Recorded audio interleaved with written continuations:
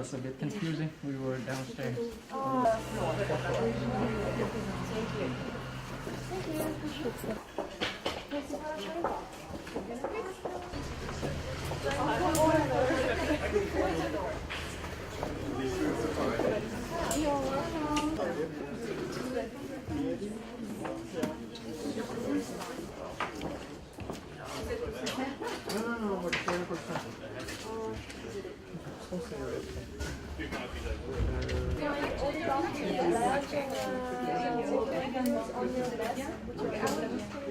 C'est la salle patient.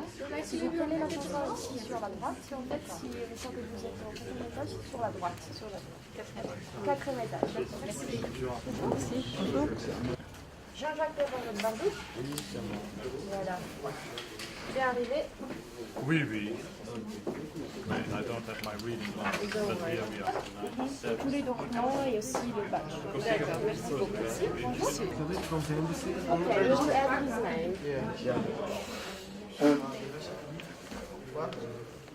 The meeting is hall 400, fourth floor. Fourth floor, yes. So I need to ask you to sit in the last line of chairs. Okay, don't worry. Please add your name. Thank you.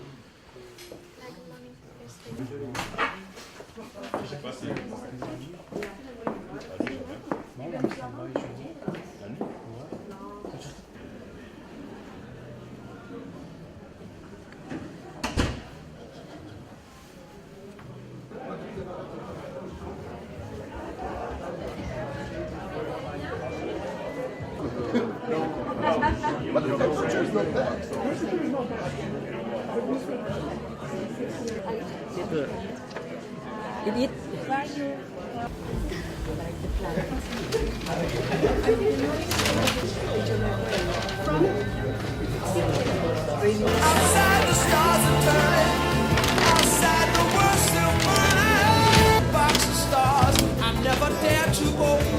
Treaties broken. Inside the zombies every night the rain keeps falling. Outside the drums are calling. Shivers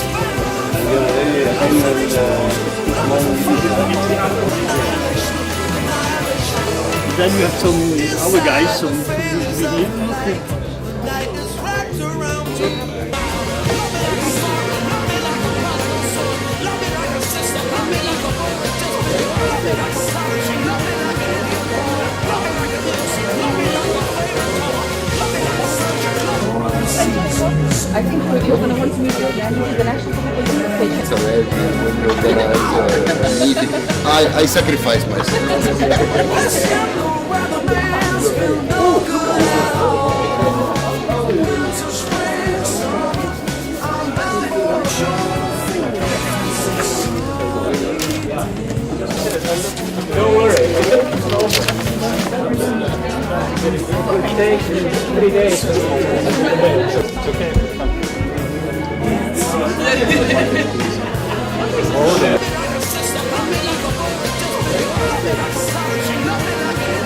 How are you? Hi.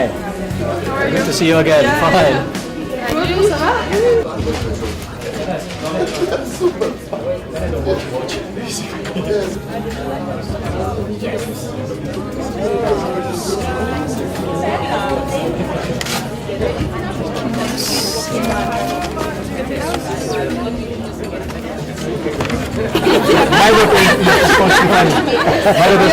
Okay, so we have to wait.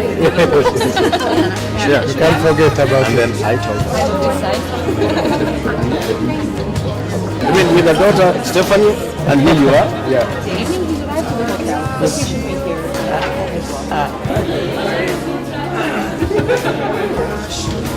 Nice to see you. Nice to see how you're doing.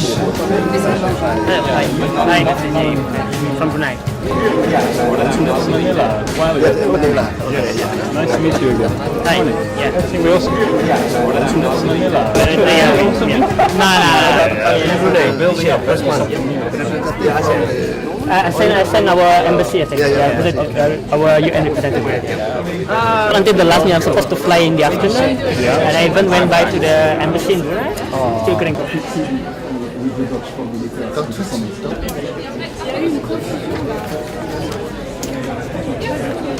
last night, and it was just not too bad.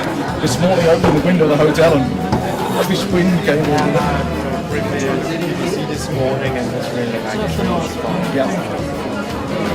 But they've downgraded the storm, so it's not so bad. Even so. Getting rid of that with the decals.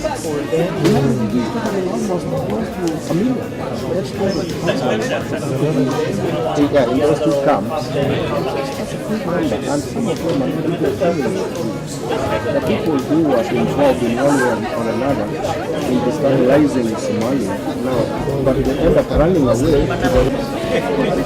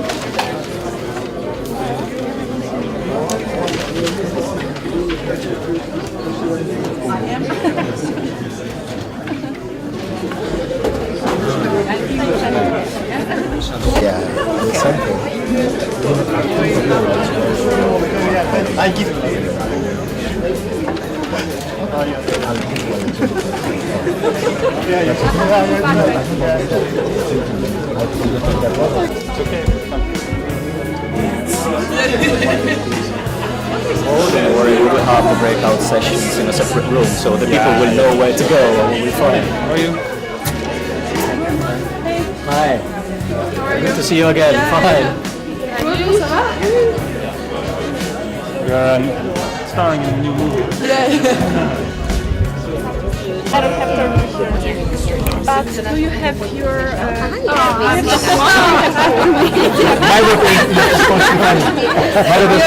Okay, so we have to wait. So you won't forget that. Yes, I'm gonna forget. Not that easily, not that easily. I mean, with the daughter, Stephanie, and here you are. Yeah. No way. I don't think you can forget. Yeah. You can't forget about it. And then I told her.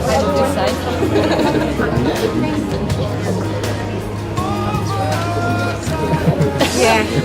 Yes. This is our director. I've mentioned that, no? Kira? Well, he's not here. I don't think he's like that. Yes, we talked about it. Okay. We'll miss you. So you're just going to... Sure. So you're missing? Edouard from the DRC. From DRC. Has he arrived? He has written to me yesterday evening. He's arrived to the hotel. But he should be here. He wrote a message yesterday saying that he will be... He wrote a message saying I have arrived. Okay. Okay, guys, can you go on the right? Can you please? Okay. Can I have a smile, please? Okay. Thank you very much. Please, a little bit more on the right. Thank you very much. Everybody's looking at me. Thank you. Thank you very much. That's perfect. Thanks.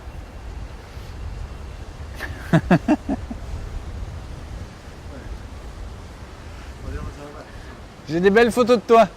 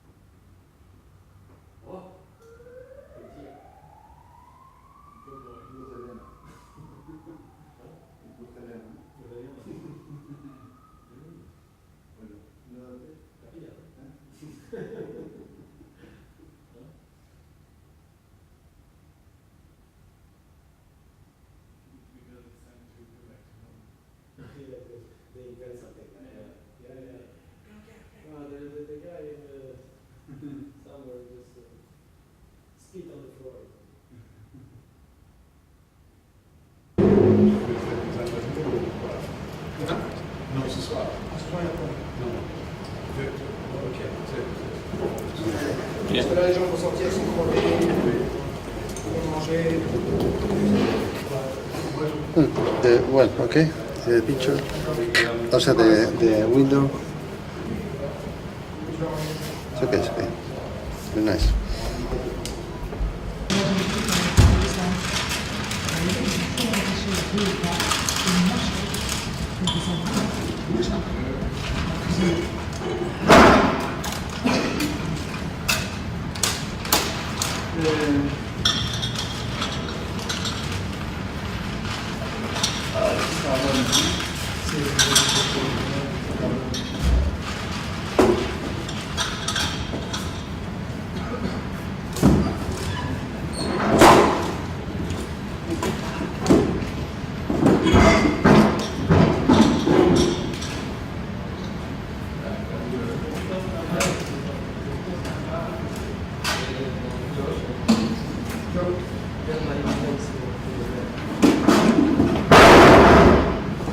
Italian. I try to find a Tony or something.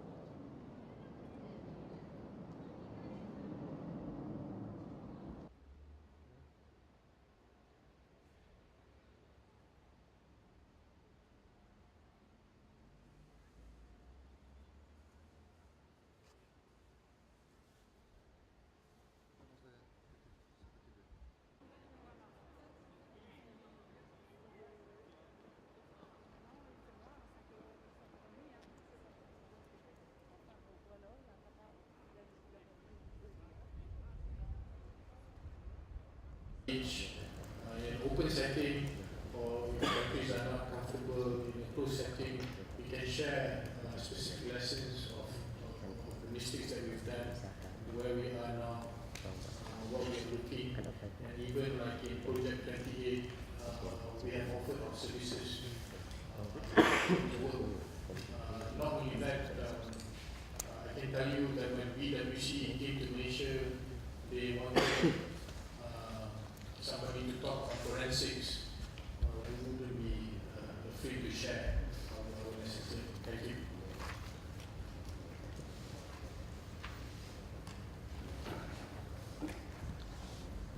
Yeah.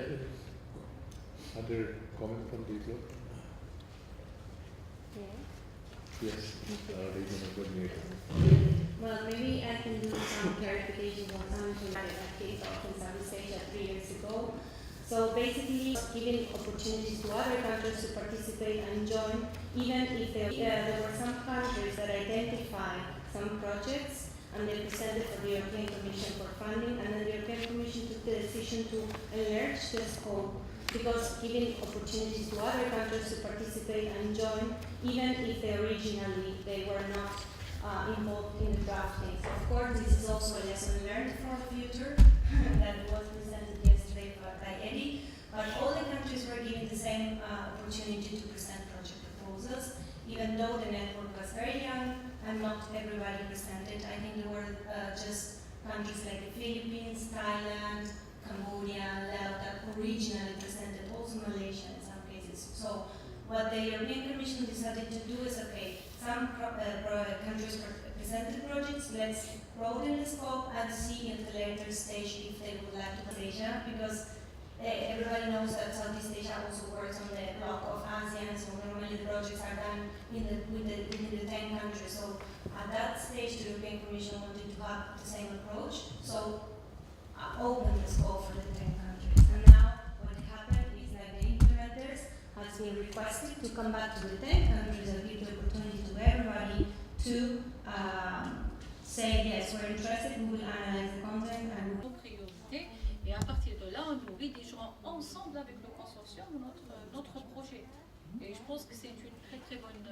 Là, on est dans un jumelage. Magnifique. Là, c'est le jumelage. Oui, on est déjà dans des Dans tables un jumelage rondes. de partenariat. On est déjà, si je comprends bien. C'est comme ça que ça se passe, Le exactement. jumelage, c'est C'est le exactement. Mais partenariat. pas en assistance technique. En assistance technique, non. En jumelage, oui, on écrit ensemble la convention avec le pays partenaire. Alors, peut-être dans une situation idéale, il faudrait, si c'est celle-là vers laquelle vous souhaitez vous diriger, et moi j'adhère à 100%, à 200%, c'est d'arriver à faire évoluer ces tables rondes, on les appelle réunions techniques, tables rondes, tables rondes, réunions pour définir des projets ou définir une grosse activité, qu'à la fin de ces réunions, on ait déjà les spécifications, qu'il n'y ait plus qu'à, pour nous, qu'on n'ait plus que le travail administratif de mettre ça en forme pour que ce soit accepté dans la réglementation financière de l'Union européenne, mais qu'on n'ait plus à se mêler du technique, ça c'est idéal. Je pense qu'on parle de deux choses différentes. Non, pas de deux choses. Parce que là, vous parlez, c'est-à-dire une fois que le projet est adopté. Ah non, pas une fois que le projet est adopté. Avant, j'adhère. Mais au niveau des tables rondes, exactement, c'est au niveau de ces tables rondes, c'est-à-dire la manière comment doit-on organiser ces tables rondes. Je pense que ça, c'est une méthodologie de travail qu'il faudrait entreprendre à l'avenir pour monter un projet au niveau des régions ou bien au niveau des pays. Il n'y a plus beaucoup de temps, peut-être. Qu'en pensez-vous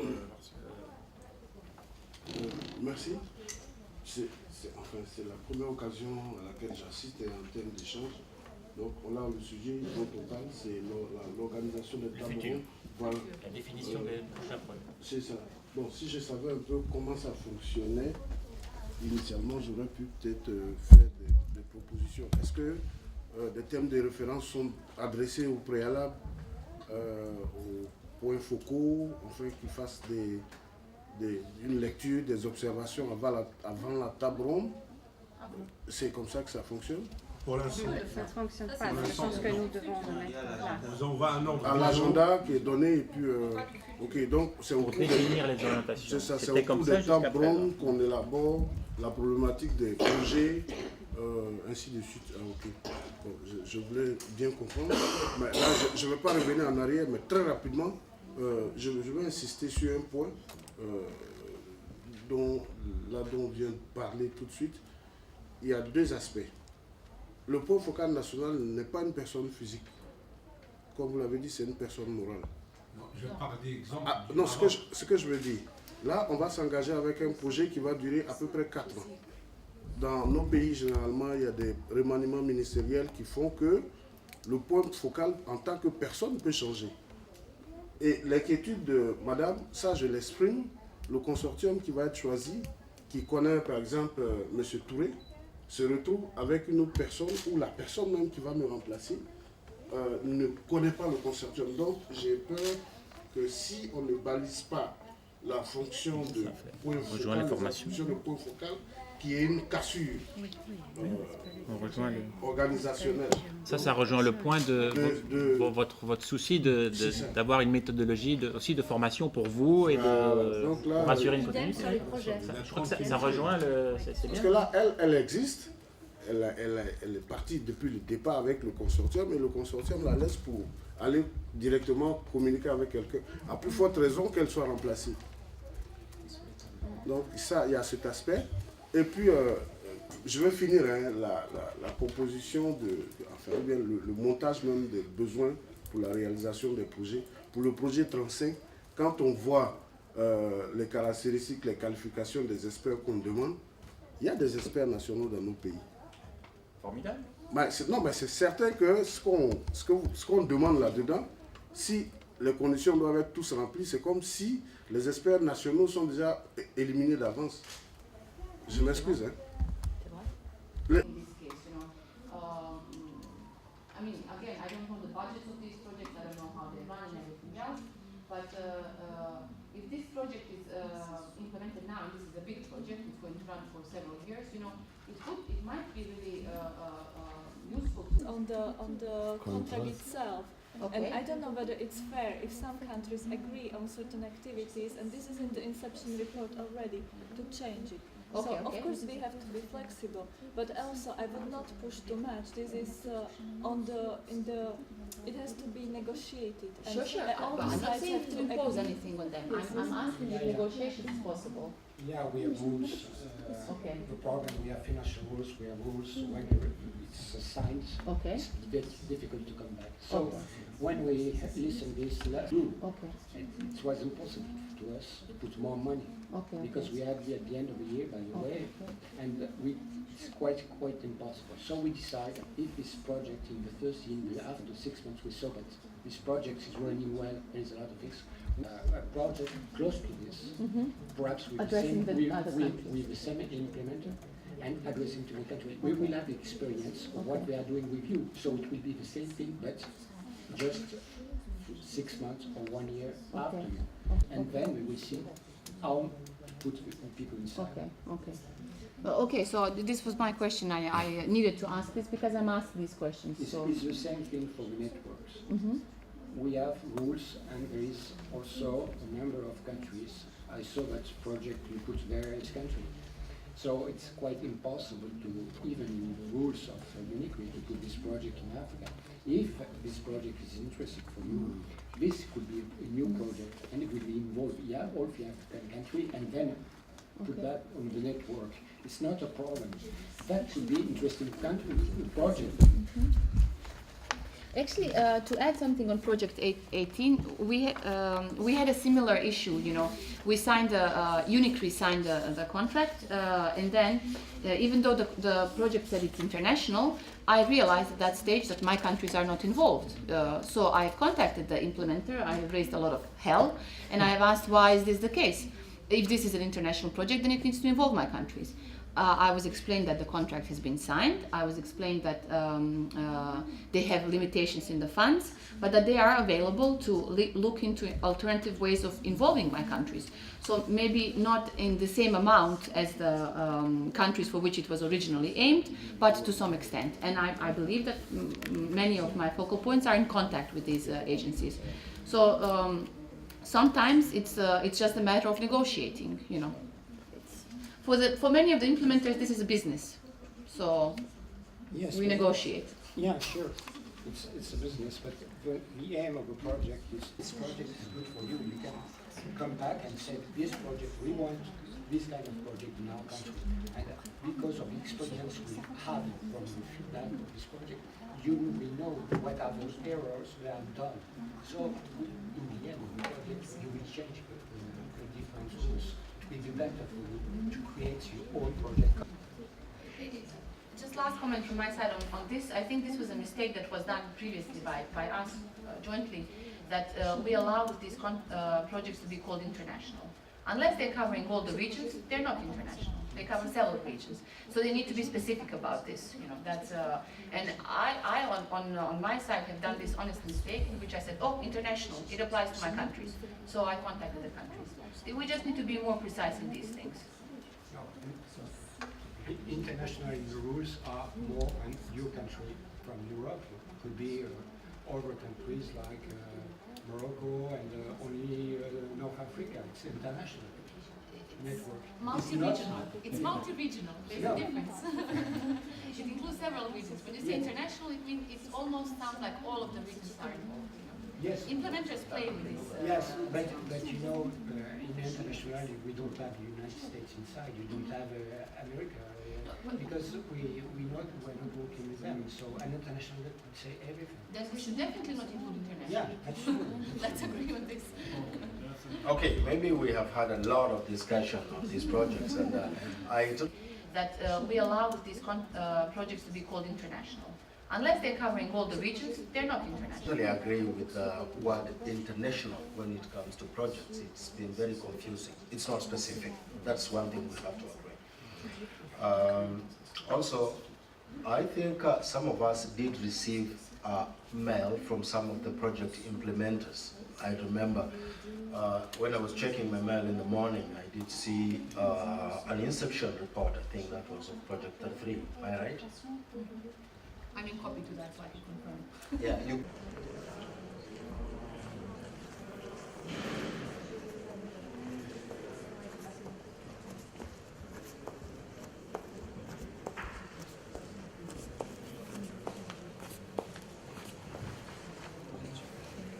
Ready?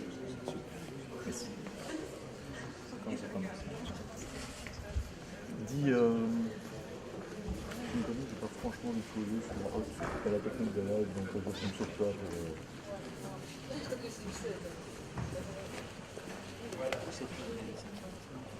Oui. Je passe tout.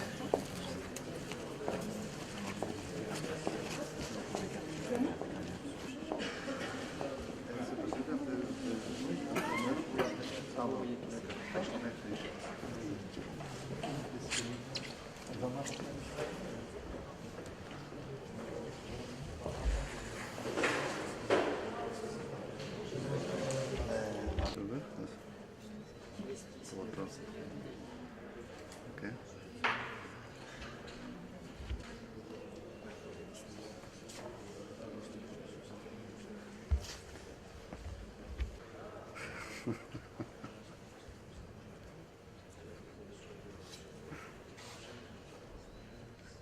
Thank you.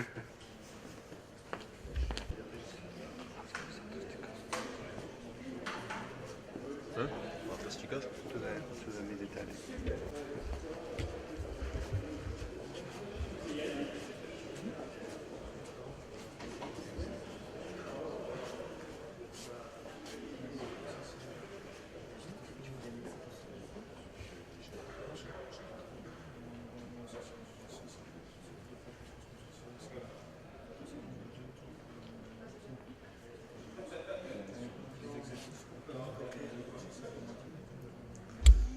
Okay, bon.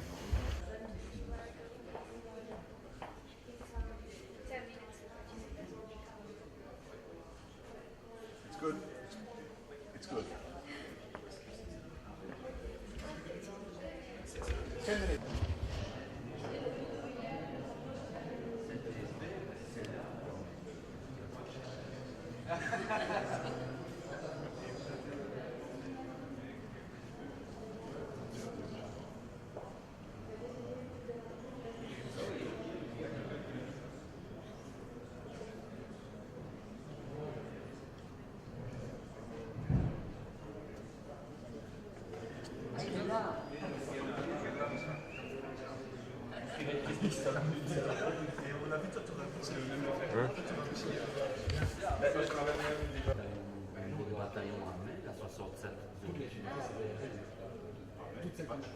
Ils ont sur 67.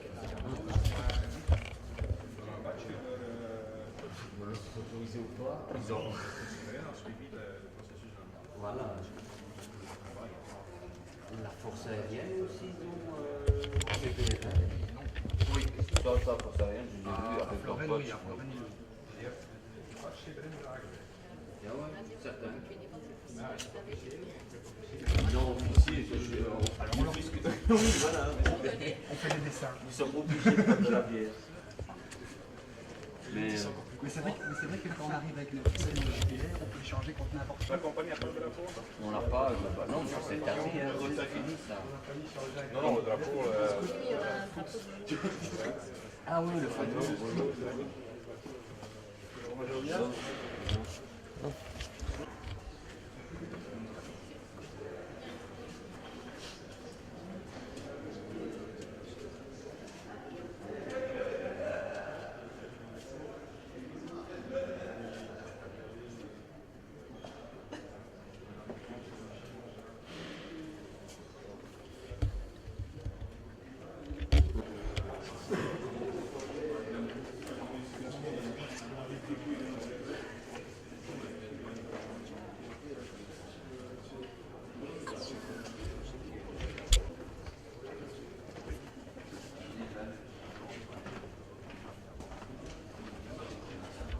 Ah, ok. Ah, c'est bien. Non. Plus tôt, ok. Non. Attends. Ok.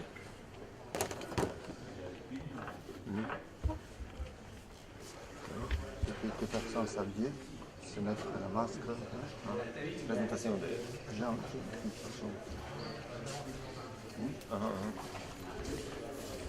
L'autre qui n'a pas tapé Garcegon ici. Nino. Allez, Nino. Il y a quelqu'un d'autre qui n'a pas tapé Garcegon? C'est Nino. Si on joue à Kiev. Maintenant. Ah, comment ça, c'est préparé quoi. Préparé. Ok.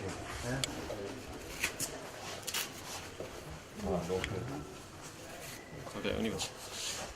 Il faut tout enlever, la boîte et après la mettre. Ah, carrément la sortir. Ah oui. Vous avez fait t'habiller longtemps à l'avance. Oui.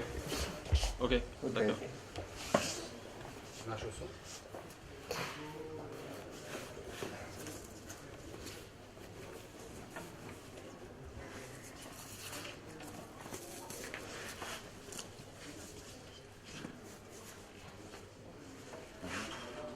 Rigolez pas.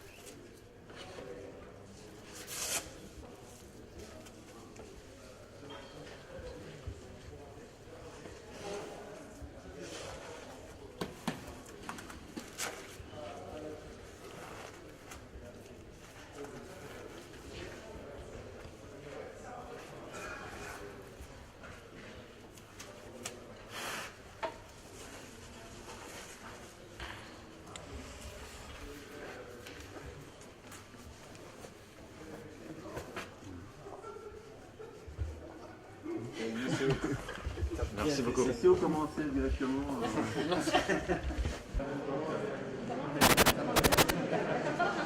want to look like there's some people.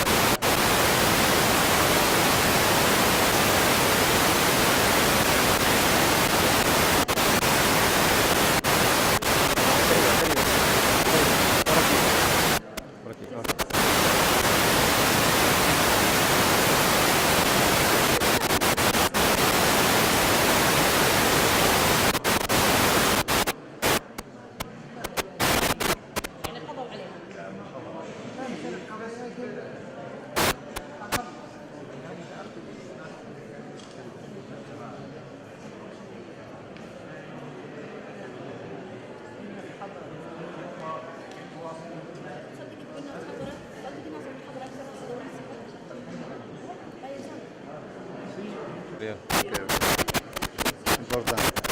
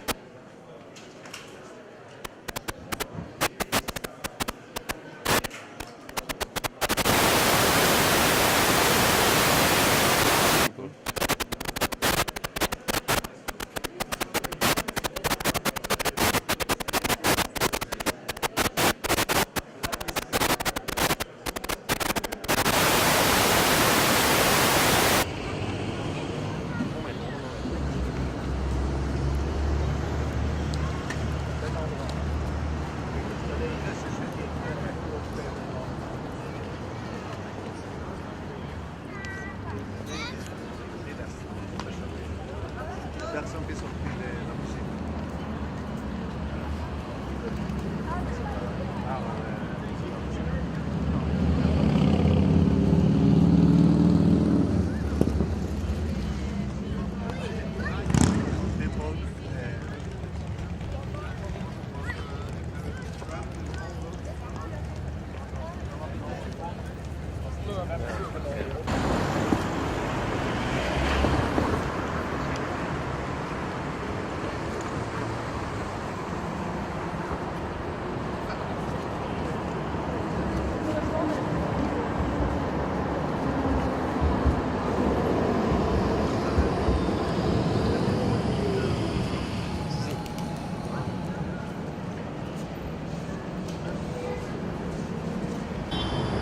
For making the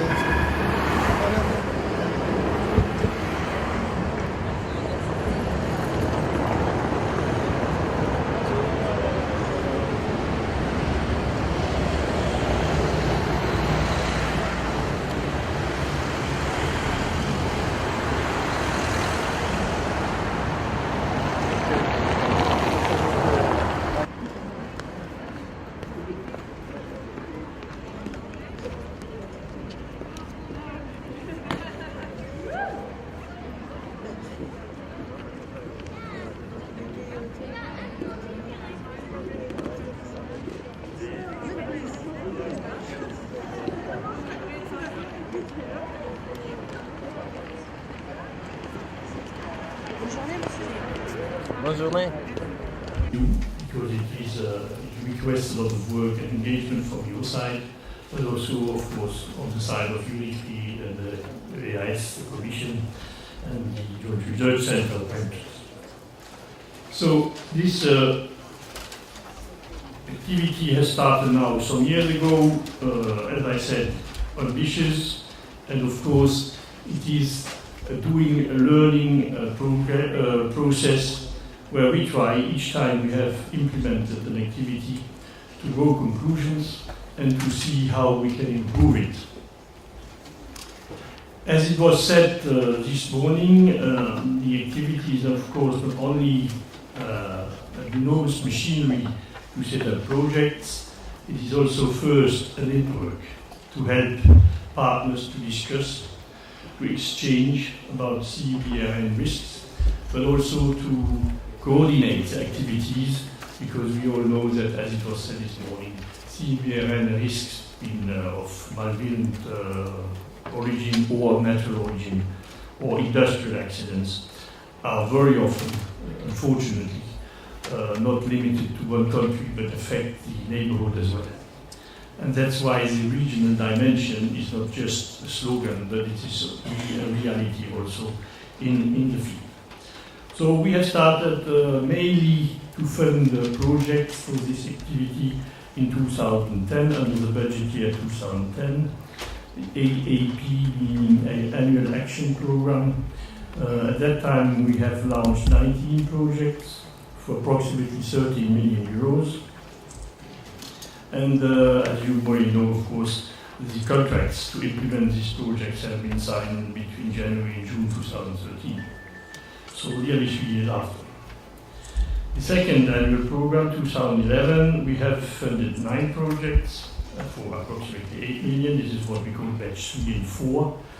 The other ones were batch 1 and 2. Batch 1 and 2 was implemented or contracted by Unicry. Batch 3 and 4 were contracted by the Commission directly. There the contracts were signed in December 2012. You see that here already we have saved some time in the implementation. So April 2012, we have here a slightly higher budget, 29 million approximately, and this 29 million will be, let's say, spent through 8 projects. And we hope that all the contracts, by the way, we don't hope, we are obliged, that all the contracts will be signed at latest in December this year, 2013. This means less than 1 year after the budgets have become available. This is a bit the menu of what we have done in the last years. Next slide, yes. I will now come back to a certain number of, let's say, drawbacks, negative aspects which emerged over this 3-year contracting period, was approximately 1 year. And still a big criticism, I must say, we have on our shoulder. Projects which were not retained for, I would say, organizational matters. We didn't give feedback to those who submitted these projects when we did not implement them. We did not tell them why. And this, I think, is a criticism we Commission have to take into account. Okay, of course, we have excuses, like always. We were not many. When I arrived in the activity, there were 3 staff full-time when they were just arriving. Now we are 6. GOC also had only very few staff. Nowadays there are 22 working for the initiative.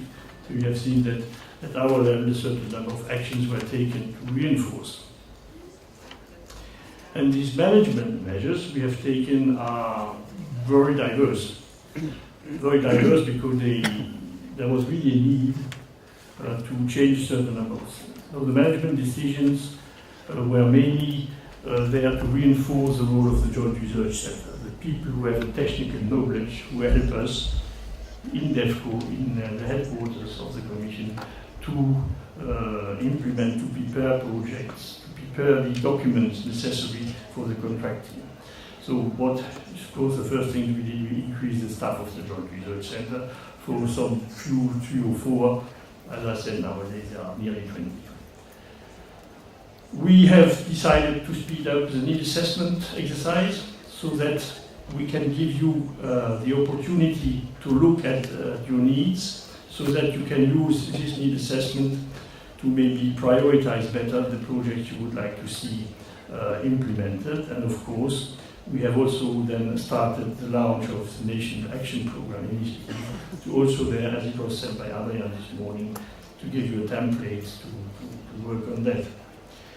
This, of course, is not, and NAPs are, I would say, tools which are made for the partner countries. It's not tools which are made for the Commission, but it's your property.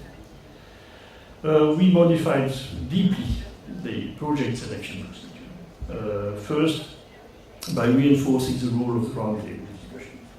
Not that we should implement exactly the same activity in all the countries.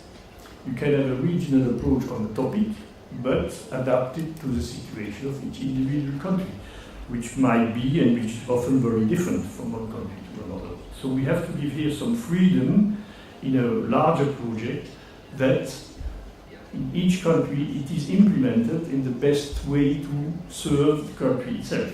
So regional does not mean exactly the same business done everywhere. Regional means also that if one country of a center of excellence has decided not to participate in a project, of course they are not obliged to do so. If you don't want a project on waste, why should you participate if you don't need it? There is also, this aspect has to be recognized, and we are now, I think in some of the centers of excellence, at 9 or 10 countries participating. It will be, of course, more and more difficult when the number of countries increases to find common projects for all of them. So there is a potential in it that some of you do not participate in one or the other activity, which does not mean that the next one or the one they would like to have will not be retained. So we have to have this flexibility to be sure that you find your interest in what you are doing. As I said, it is a bottom-up approach. Of course, the fact that it is a bottom-up approach increases ownership, increases sustainability from our side, but it requests a certain number of flexibility aspects we have to recognize, and which does not, of course, facilitate the daily implementation of the activity, but I think it is a must. So, as I said, by changing the approach, we have increased the projects. The project under AP 2012, these 8 trainers projects, are all of more than 3 million budget. The most expensive one, I think, 6.5 million euros. This is important because it gives much more room of maneuver, of adaptation afterwards to the contractors when they discuss with you on the implementation of the project itself. We have, of course, done a lot of other things to improve the system. We have started to coordination meetings of the implementers, so the contractors you see, to be sure that the message they convey, the political message, is the same. We have launched a quality control system so that each project is monitored by the Joint Research Center for its quality, the way it's implemented, reporting, etc. Of course, also the way to see if the contractors really accept your ownership, your input, and it's not something which is imposed on you. Of course, what we do also through this quality control system with you is to be sure that what is implemented already in your region or in your country by other organizations, international organizations, or our partners from America, from some of the member states of the Union bilaterally, that we are not duplicating. This is something very important because the resources are limited. Your resources are limited, our resources are limited, and there is no time and room for doing 2 times the same.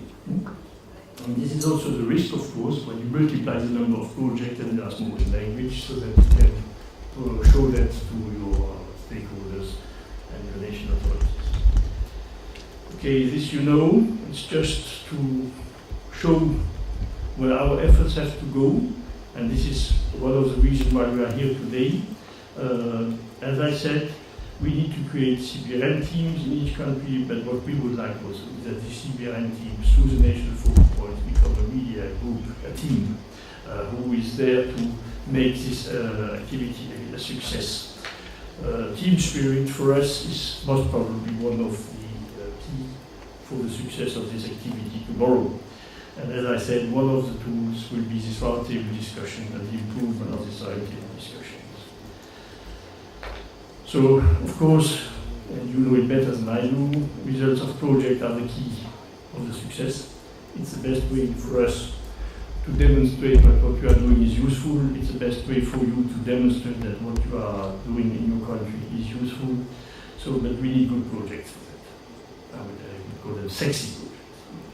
And we need to produce more visibility for them, so we have to make some propaganda to demonstrate that what we are doing is really of value. And of course, we will pursue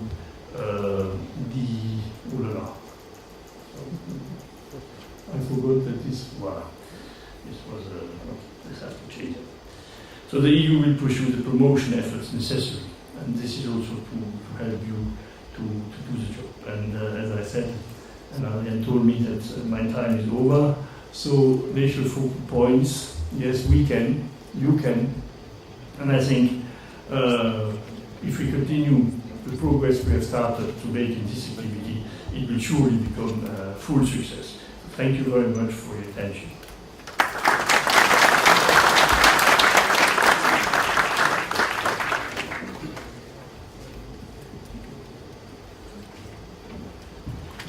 Well, thank you, Eddie, for this very open and frank presentation, particularly focusing on projects. I guess that there are many questions. after this presentation, and we can take them after the next agenda point. So now I'm happy to announce the presentations by the heads of secretariats as our next agenda point. Unfortunately, some could not make it to come or will come later. So in two cases, the UNIC regional coordinator has been asked to make the presentation, but that is of course very fine to us as well. So therefore I've changed a little bit the order, and I would like to start now the presentation of Southeast Europe, Southern Caucasus, Moldova and Ukraine, and I'm very happy to give the floor to Mr. Andy Vasinaskvi, if he's there. Yes.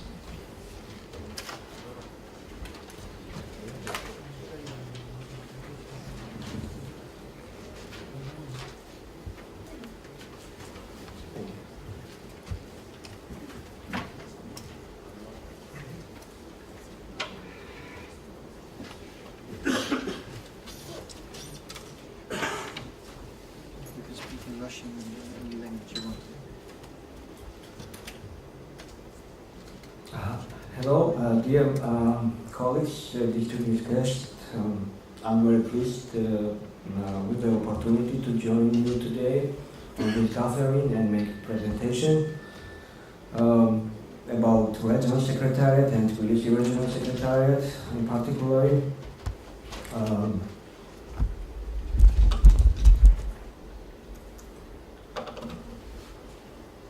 I would like to go briefly to general objectives of Regional Secretariat. Everybody knows about this, that structure is composed of head of Regional Secretariat, deputy head of Regional Secretariat, regional coordinator, regional Siberian experts, and direct and close link with the delegation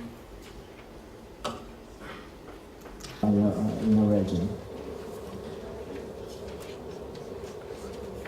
That's all. Thank you.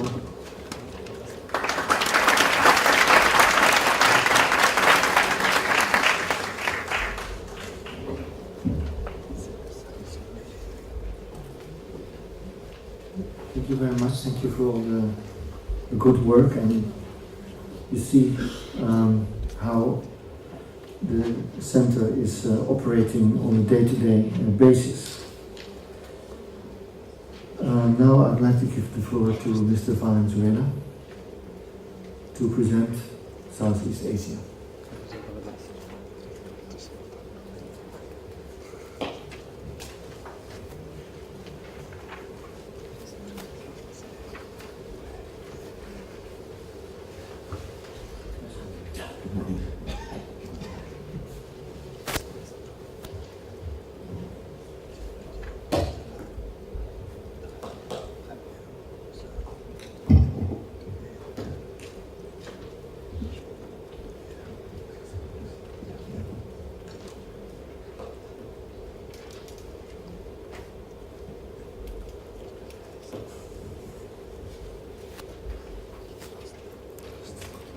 Good morning, dear colleagues. I also greet Adrian Van der Wiel and Eddie Meyer. I am privileged and honored to be making this presentation on the CBR and COE, Center of Excellence Regional Secretariat for Southeast Asia.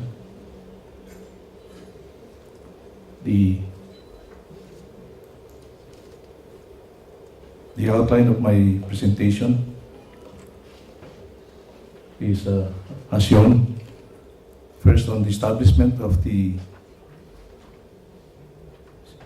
CBRN Center of Excellence for Southeast Asia in Manila, and the activities that we have undertaken and our upcoming activities.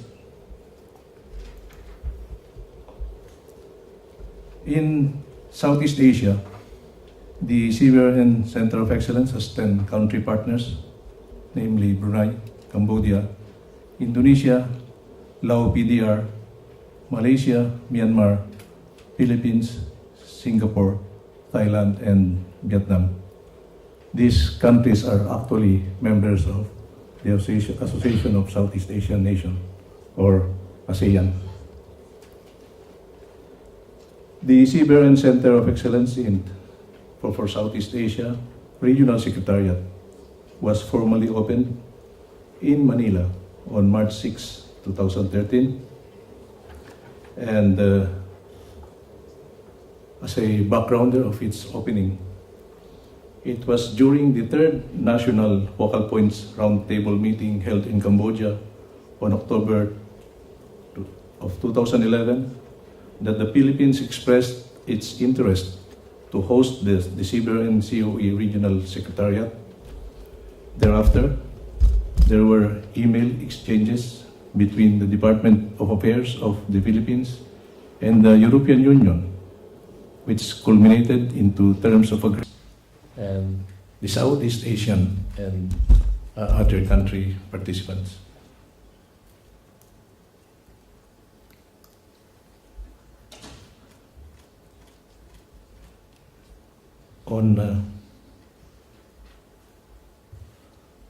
On September 30, the first workshop on CBRN National Action Plan for Cambodia was held, and a similar activity in Manila was also held on October 3 and October 4.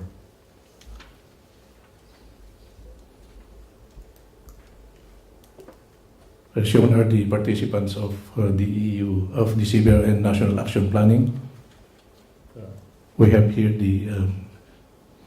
shown are the also the subject matter experts from the EU, and of course the regional cooperation officer of the Instrument for Stability of the European Union.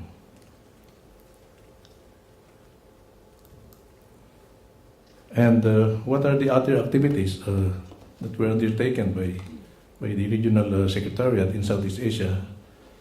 Which, the regional coordinator attended the first meeting we attended the first meeting of the heads of Secretariat last May, also held here in Belgium, in Brussels. The regional coordinator attended the BWC workshop on national implementation of the BWC in Southeast Asia and South Asia in Kuala Lumpur, Malaysia on September 3 and 4, 2013.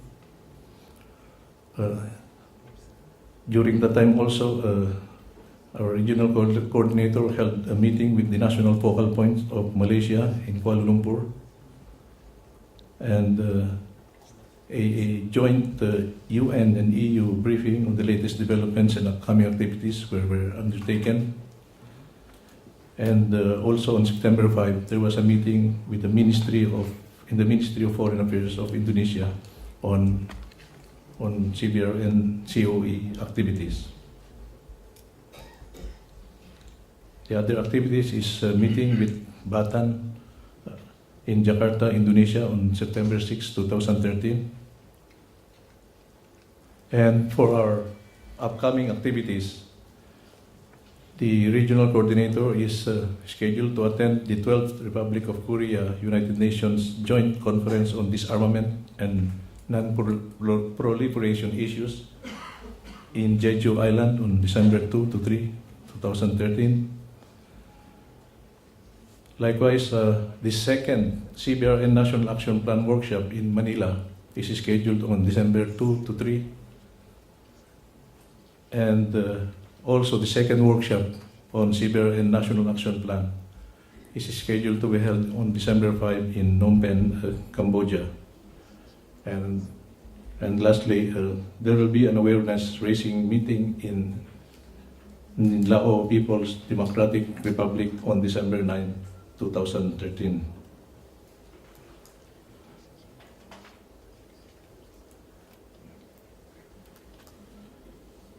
This slide, actually this is my last slide, shows the summary of the projects that are implemented or that are applicable to the Southeast Asian region. We have 15 projects, and some Southeast Asian country partners are also participating in 4 international projects. That ends my briefing. Thank you very much. Good morning again to everyone.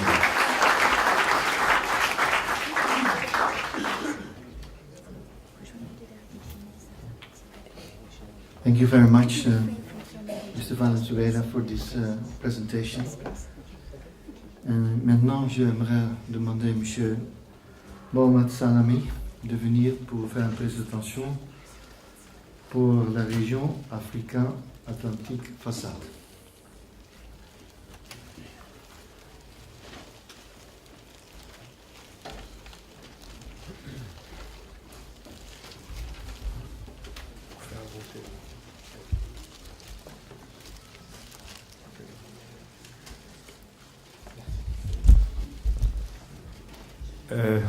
Mesdames et messieurs, bonjour.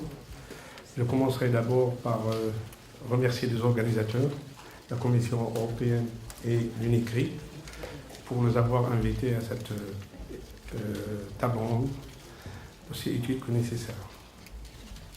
Donc, ma présentation concerne un point de situation sur le bureau régional pour la façade atlantique. J'essaierai d'être aussi succinct que possible. L'essentiel, c'est de vous présenter les principaux acquis jusqu'à aujourd'hui au niveau de ce centre. Comme il a été mentionné tout à l'heure, le bureau régional pour la façade atlantique a été inauguré le 13 mars 2013. Il est aujourd'hui responsable de 7 pays, 4 anciens et 3 nouveaux pays qui viennent de s'adjoindre, de s'affilier à ce centre. Il s'agit notamment de la Côte d'Ivoire, le Gabon, le Libéria, la Mauritanie, le Maroc, le Sénégal et le Togo. Je vous invite à retenir ce chiffre 13. Ce centre est situé dans les locaux de la protection civile qui relève du ministère de l'Intérieur. Le responsable du secrétariat, c'est moi-même, assisté par notre prestigieuse Stefania Mikochi, ici présente. Alors, pour ce centre, donc, on peut dire que les principaux acquis se résument aujourd'hui en ces points que je vais souligner. D'abord, les équipes nationales sont instaurées dans 4 pays. Le Maroc, la Mauritanie, le Sénégal et le Gabon. Pour les 3 pays qui viennent de s'adjoindre à ce centre, les équipes nationales sont en cours de constitution. Mais ce qui est important, c'est que le nombre d'experts et de responsables gouvernementaux,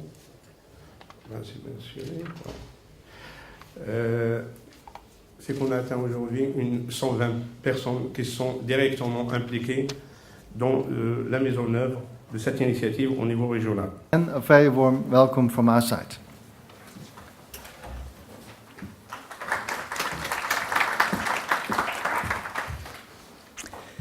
Good morning, ladies and gentlemen. And it's a huge pleasure and honor for me to open this conference and be with you today. I really want to thank all of you for traveling, many of you from very far away, to be with us for this conference, which marks a critical point in the initiative that we are all collectively part of. As you know, the Centres of Excellence is an initiative of the EU funded under the Instrument for Stability. It's a very ambitious initiative. It aims at really creating a culture of bottom-up identifications of risks and threats and opportunities to work regionally towards addressing those threats. It's a novel way of approaching such challenges, and therefore, by definition, we are all pioneering this new approach. You are part of starting a different way of setting up projects and cooperation in the field at the regional level. And it is very important for us that we use the opportunity of this first conference to hear from all of you about your experiences of how the initiative is working. The first point that I would like to make is that CBRN risks are as high on the agenda as ever since we started with this initiative. Concerns regarding Fukushima remain, and as we were all reminded over the summer, the horror of the chemical weapons attack in Ghouta has led to unprecedented cooperation to try and eliminate chemical weapons from Syria. I think what we're seeing occur in that context is a genuine new momentum to recognize the need to address such threats. We need to use this momentum to ensure that CBRN risks in our countries do not become part of the news story. Of course, the centres and the initiative is about a lot more than such threats. It is about accidents, the risks of pandemics, all the other risks and threats that you understand better than anybody. And our ambition, our collective ambition through this initiative is to ensure that whatever happens by way of events linked to CBRN risks, we are all collectively better prepared, and that regional responses arise from the work of the Centres of Excellence. I think the fact that so many came here today illustrates why we have the Centres of Excellence initiative. You tailor the projects to your regional needs. Our shared goal is that were there to be another Chernobyl, another Fukushima, or another Bhopal to occur in any of your regions, key aspects necessary for a regional response would be in place. And that even if any threats were to happen that can't be entirely anticipated and better understood in advance, that the gaps for filling the operational response would be much narrower as a result of the work that you're doing through the Centres of Excellence. So one of our goals for this particular meeting is really to look ahead. One thing that I think we can all agree upon is that the pace of technological change everywhere around the world is ever fastening. For example, developments in biotechnology or gene sequencing or modification of viruses offer huge opportunities in the medical and other fields. The internet also offers huge benefits in sharing new knowledge, and of course in the biological, chemical and nuclear spheres, this is true as in any other sphere. Scientists need to publish, they need to share ideas, methodologies, and their evidence, and these can now be more easily disseminated for medical, agricultural, and other benefits. Those with good intent can benefit, but equally, those with harmful intent are also better placed than ever to access such knowledge. The internet does not just disseminate new information, it also disseminates the old one. The technologies used in Iraq and in Syria date back from previous wars. But what used to be highly secret is now fairly easily available on the internet. This is one of the many reasons why I attach a lot of importance to the concept of the Centres of Excellence. As national focal points, you will be well placed to know your national industries, your national research programs, your health systems, your crisis response mechanism, your research priorities, your energy needs. Everything that's happening locally and that is relevant to CBRN risks, both old and new. You are involved in science and all that it offers, both in terms of its opportunities and the risks involved. For this reason, I noted with pleasure that the implementation of various projects covers a wide range of areas such as CBRN legal frameworks, illicit trafficking, border control, import-export, first response, crisis management, chemical and biological hazardous materials and wastes. We have now 4 of the centres that have been open and 35 projects that have been initiated, and more is to come. Again, now is a really good time to take stock of how the initiative is developing and how we can further take it forward. I'm extremely grateful to the Belgian authorities for organising a live CBRN demonstration on Wednesday morning. That's going to be at the Square ground floor.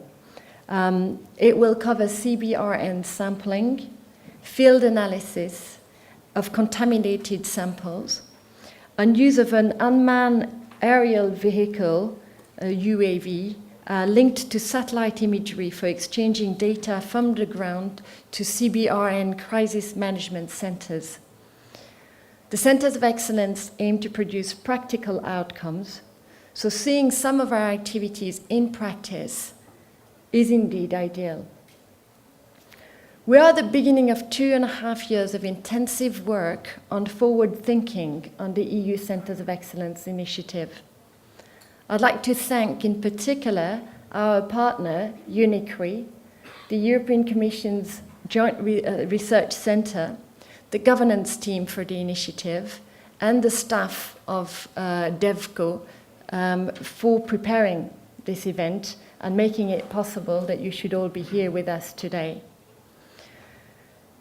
Together, we can help ensure that some of the global risks are better understood, but also that we continue to take advantage of all the opportunities that arise from science. Over the next 2 days, we really want to hear from you and have your feedback on this initiative. And therefore, I really look forward to being part of this meeting. And again, I really want to thank you for taking the time and traveling to come to this conference.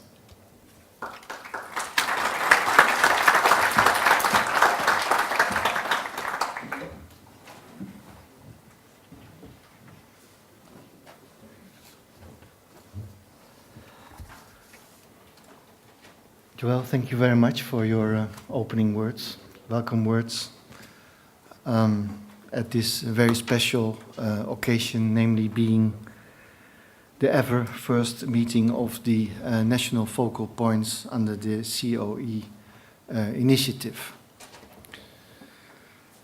We will now move on to the next point on the agenda, whereby within this broad setting given in the welcoming and opening address, I will give an overview on where we think we are standing with respect to the initiative. Again, let me express all my thanks to all that were already mentioned for organizing today's event, and last but not least, for you coming here also on behalf of the European Commission. You might recall that the initiative started in 2009, and therefore we are standing now at a very important crossroads. Today's meeting for us, today's and tomorrow's meeting for us is very crucial because we see it as a further impetus, as a further way forward in the whole initiative. We thereby recognize the very central role that the national focal points that the national CBRN teams are having in this initiative.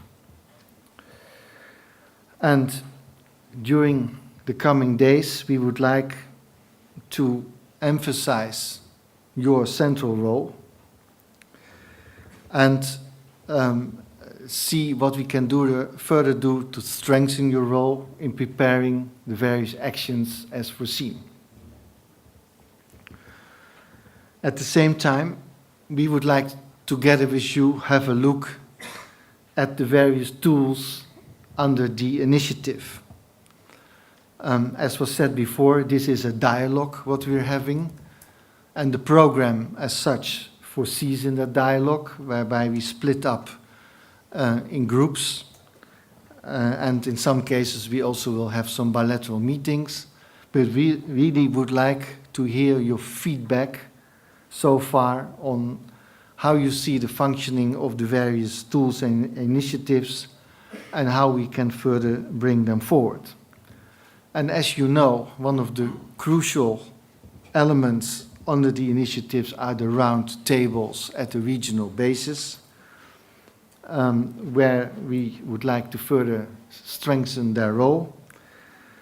The other objective for today is that we would like to officially launch the CBRN Needs Assessment Questionnaire, which will be the basis of the action plans. And as said before, we will do that in different modes.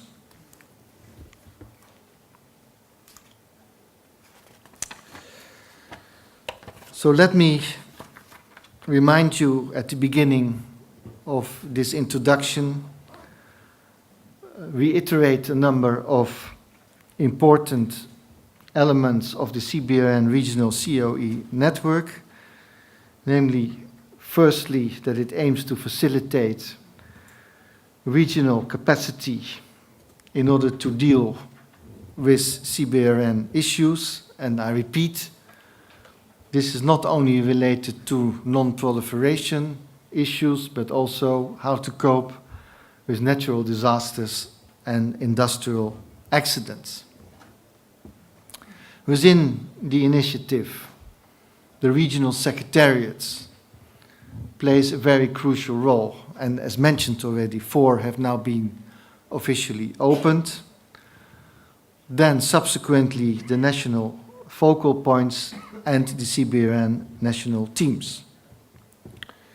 We have put at your disposal a number of tools in order to make it happen, so to speak, in order to bring this overall objective forward. These are the roundtables, as said before, the needs assessment, the establishment of national action plans, the funding of projects, but at the same time providing capacity for monitoring, evaluation, and last but not least, to communicate and to have visibility. So with your permission, I will go over these tools and the structure one by one. So for the moment, we are active in 8 regions, and we work together with their secretariats. The initiative has 43 official partners. In most of the countries are CBRN national focal points and national teams. And I would like to reiterate now also that the participation in the initiative is voluntary, and it mainly contains of dealing with technical issues. This map illustrates where we are active in the various countries worldwide so far. Obviously, we hope that after today's meetings, further partners will join the initiative. Each of the countries who are partners have a national focal point, and most of the countries have national CBRN teams established with representatives from various agencies, and again they are supported by regional secretariats and the work of other international organizations. With respect to the roundtables, in most of the countries we have now quite substantial experience with these roundtables. They focused in the beginning very much on methodology and on how to work together and to explain the initiative. Now we like to see how we can further improve the strategic focus of these platforms, discussing one by one CBRN relevant regional issues. And we really like to receive the results of those discussions as a possibility, as input also for our work to see what can be done in order to solve some of them. The roundtables, in our opinion, will remain very important for project identification and to monitor project implementation. Thirdly, they will remain very important to exchange information and coordination and project identification. But last but not least, and as we have already started, for example, in the northern part of Africa, they should also be, in our opinion, a platform where experts exchange views of outstanding issues, for example, with respect to chemical security, as was the case, which has been followed up by some work from outside. So I really would like to invite you for the coming days also to see and hear your views on how we can further improve these functioning of these roundtables. The bullet points here outlined are our ideas, but we look forward also to hear your ideas so that we can further reap benefits of this work. I come then to the next tool, which is something you have been waiting for probably already for quite some time.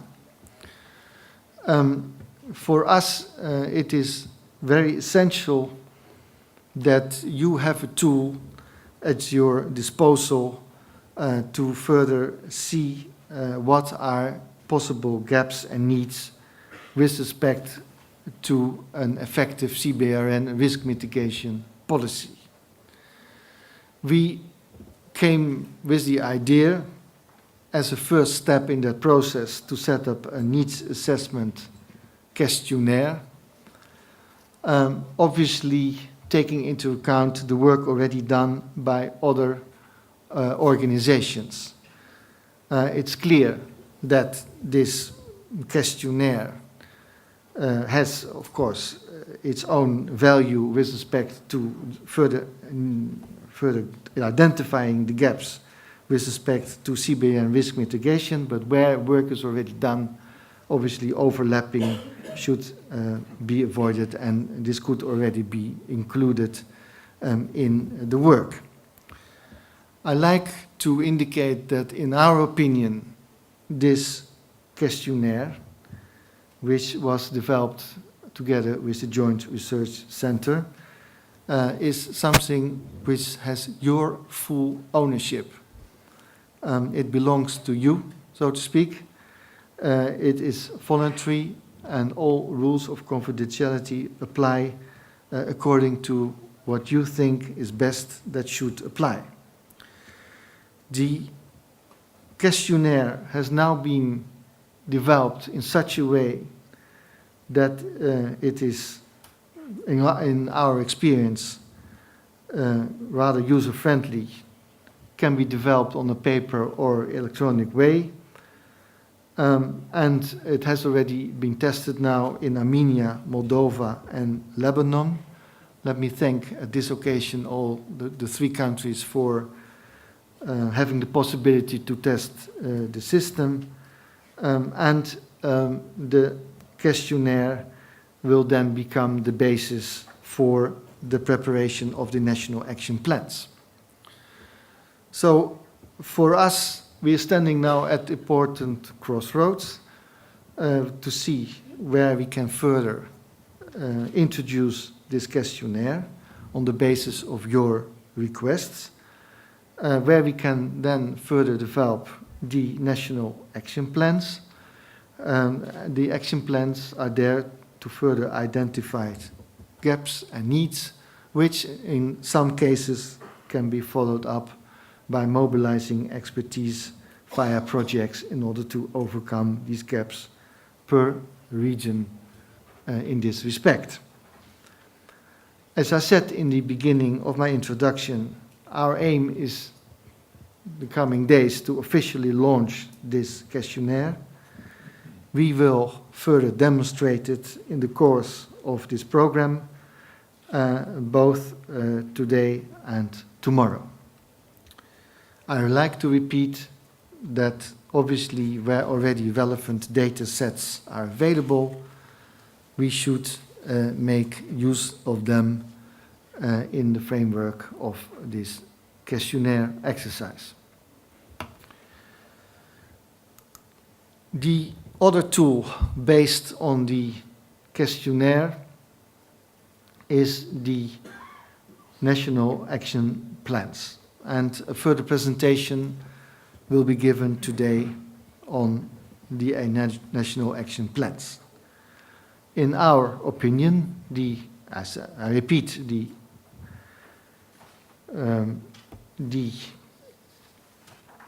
needs assessment questionnaires are the basis for such a plan. We would like to make a template available and then to designate a number of priority countries where we should develop, where we can develop such a plan. For the moment, we have a very open view on this, and we like also to hear your views and interest in this plan development.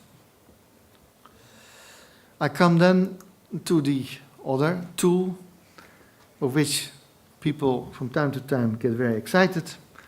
These are the projects. And as you might have known, 1st of January this year, we started with the implementation of 32 projects under the initiative. At the same time, we have launched a number of new projects, specifically in the field of biosafety, biosecurity, and in the field of disease surveillance. For the moment, they are still under consideration within our system for further contracting by the end of this year. For us, it's very essential, I repeat, that the projects are the results of your work, that they are the results of the technical roundtable meetings, and that in future they are the logical outcome of the work done under the action plans. For us, probably also for you, the definition of the projects was a matter of, I would call in popular terms, trial and error. We have refocused the work by focusing the projects more on a region-by-region basis to give them a longer duration, but also to have slightly higher budgets in order to mobilize better and high level, but also during longer duration expertise.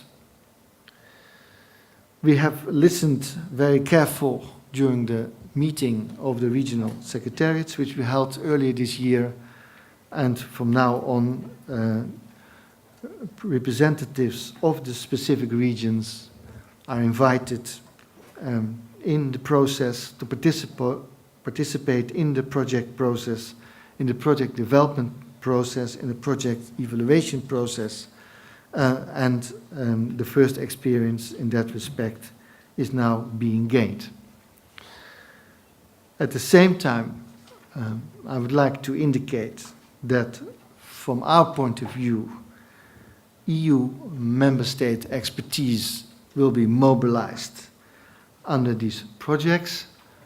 The first offers are made often by our EU member states colleagues. We consider that they have high quality expertise in order to bring forward the necessary know-how in order to make available to your region. In some cases, we make recourse of the work of other international organizations, such as WHO, in order, when we come to the conclusion that their expertise is already there, their relevant data and actions are already there, which we can supplement in our work. But I like to repeat that in most cases, member states experts are invited to participate in these project work. In the past, we had batches, first batches, second batches. Now we have abandoned this idea, and at the moment that projects are available, are ready for submission, then we will do that and we'll not hold them up anymore via a batches approach. So therefore, it's very important to consult on a regular basis the portal, the CBRN portal, where the projects are announced. The projects are monitored and evaluated on a regular basis. We have a number of tools also in place in order to follow what is going on and what are the initial results, because it's very important that really the results are addressing your needs. And we have a set of tools in order to make this monitoring possible, both ex ante and both ex post. A question that we have often received is which areas are you covering now in these projects? You can see from this slide that a wide range of subjects are being covered, which is, in my opinion, logical, because CBRN is quite a wide-ranging initiative covering many issues. But you see that in the category safety and security, 40% of the projects are being awarded. But we expect a further change in this in the coming years. Then we come to the regions. So far, Southeast Asia is the region where most of the projects have been awarded. For us, it would be also important in future to see that there's more parity and equality also in that respect. With respect to the other tool of the program, communication and visibility, I would like to point out once more the very important portal managed by GRC, Joint Research Center, with different layers of access, private and public, the various newsletters, press conferences, press releases, conferences, and also, of course, the very important guidelines on the projects, and some of them are also in your welcome pack. So I'd like to repeat that today's meetings, tomorrow's, and also on Wednesday, we would like to further examine with you one by one these various tools that are part of the program, whether we can see whether we cannot make them more tailor-made or where other changes are needed. For us, the initiative has now reached a very important stage of maturity with the official launch of the questionnaire, with the projects that are under implementation, with the roundtables, but clearly also substantial work needs to be done in order to further structure and strengthen the structure of the whole initiative based on a voluntary and technical approach.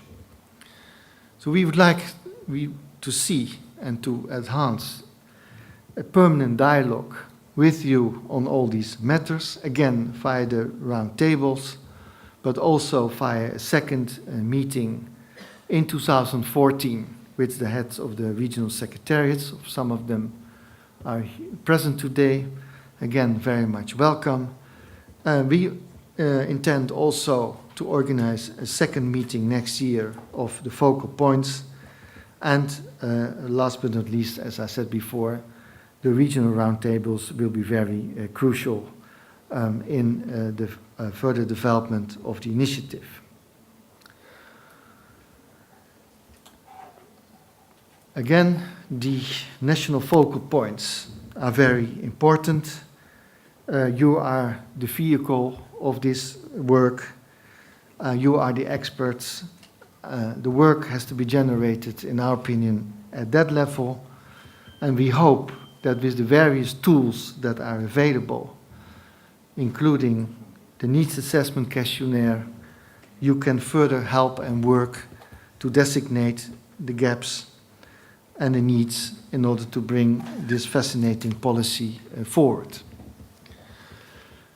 So my introduction comes now to an end.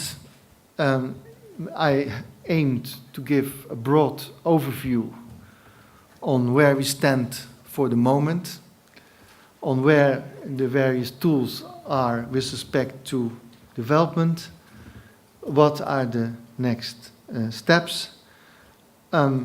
We will continue to exercise and to implement the tools as best as we can, including, of course, project funding. With respect to the future of the initiative 2014-2020, it's quite clear that under the new instrument for stability, this will remain an important priority, and it is on that basis, of course, that we can proceed our work. The initiative is an initiative of partnership. Partnership with, first of all, the countries, but also with the other entities inside the European Union, whereby 5 regional coordinators are also working from the EU at various delegations. But last but not least, UNICRI, as was said before, plays a very important role in this respect.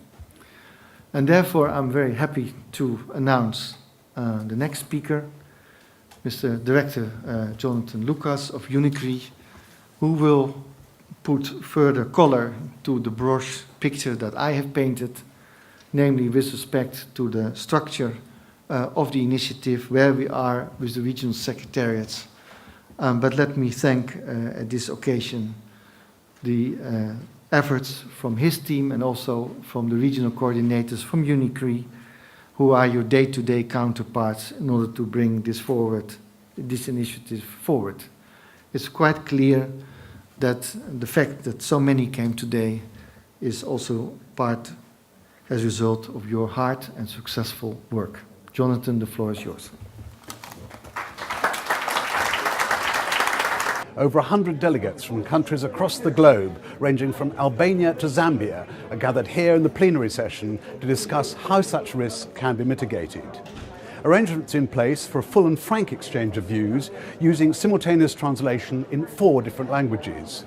Key speakers involve senior EC representatives as well as heads of regional secretariats. Incidents involving chemical, biological, radiological and nuclear risks are all too common. They're known by the acronym of CBRN, and they could be caused in a variety of ways. Think, for example, of terrorism, a deliberate act. It could be accidental, such as an oil spill, or it could be totally natural, a foot and mouth, for example. But whatever the reason, the after effects are very, very dangerous indeed. And this is why the EU has established a series of centres of excellence across more than 40 countries in dealing with such incidents. Now, the national focal points are having their first meeting here at the Square in Brussels to discuss these issues. I'm going to take a look. Incidents involving chemical, biological, radiological and nuclear risk are known by the acronym of CBRN. And this is why the EU has established centres of excellence in more than 40 countries in dealing with this kind of incident.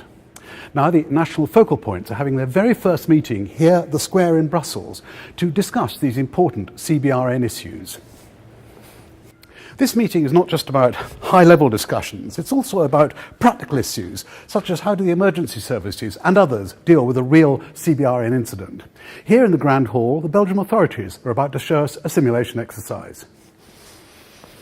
I think this is a very unique and I would say innovative initiative of the European Union to address the issue of the threats and the mitigate the threats and risks arising from CBRN, and working with the countries and the regions to really identify and assess their needs and priorities in order to come up with a regional platform for action that then contributes to the international platform is really a very innovative way of dealing with this problem.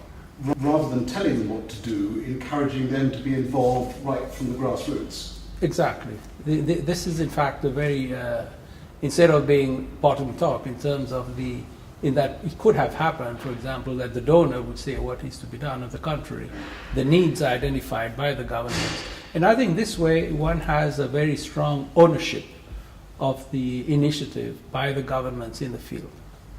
Because very often the public and many governments are not really aware of the risk that CBRN poses. Because too many governments have still the mindset of the WMD perspective, whereas we have moved, in my view, there is a time of civil protection that should be more predominant in the approach altogether. Threats is indeed one of the major concerns. Take, for example, the risk that any of the CBRN materials fall in the hands of terrorists. But of course, there's natural risks as well, such as pandemics.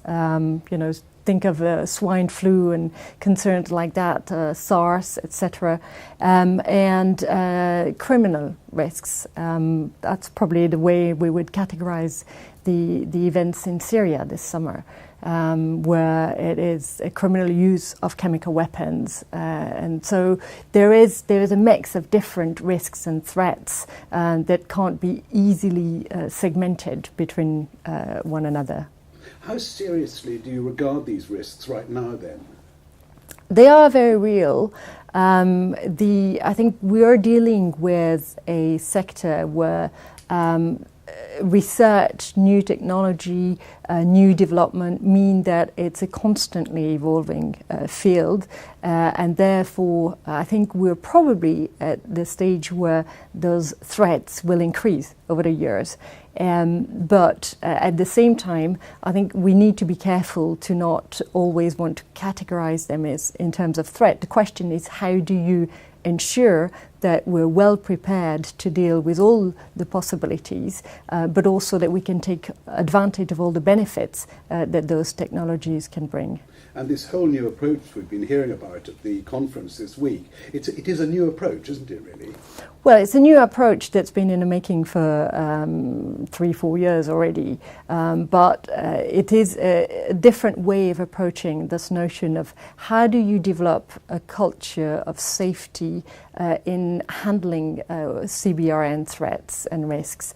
In other words, rather than a more traditional way of sort of trying to have a top-down approach and we will tell you from the centre what's your problem and how to address it, the Centres of Excellence very much want to sort of foster this homegrown culture of safe management. And so the whole setup is such that it's about encouraging people from the countries to come up with their needs assessment, with their project, with their ideas, because nobody will know as well as they do what is the entire setup in their countries and how to respond. It is very much. I mean, you can't easily draw a border between some of those threats. Look at incidents such as Chernobyl. I mean, radioactive clouds travel. There are all sorts of reasons why CBRN materials need to travel between countries. So you do need to have procedures in place in order to ensure that movements of those goods can be handled securely, etc. You can't just say this is where it stops.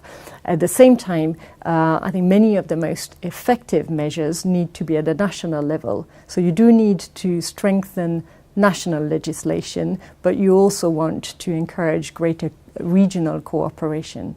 And in terms of this encouragement that you mentioned, what is the European External Action Service's role in all of this?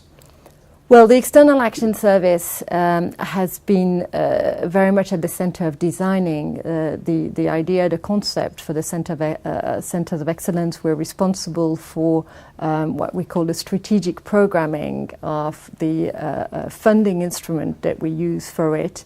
We're very engaged in talking to the respective countries to encourage them to be part of the initiatives, to facilitate cross-border exchanges between countries.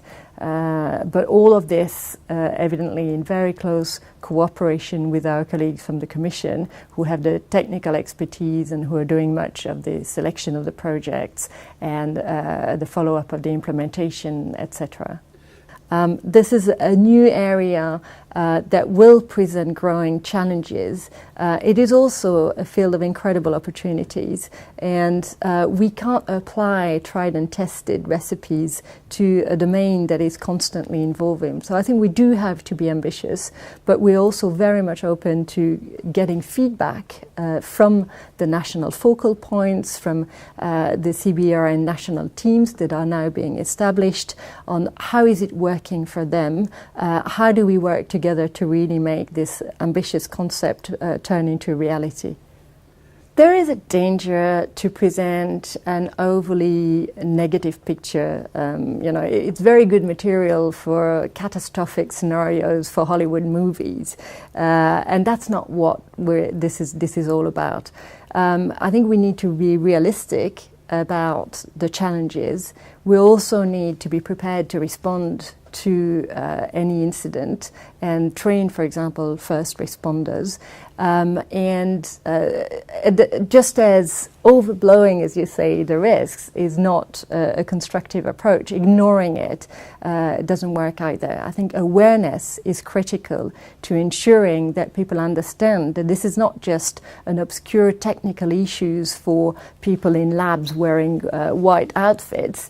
It is really a political issue that decision makers need to be apprised of, that they need to want to engage with in order that sort of collectively we can mitigate those risks. I suspect one of the areas that's important then is in the sort of aspect of science and scientists, and the fact that scientists, I suppose, sometimes take quite a narrow view of things.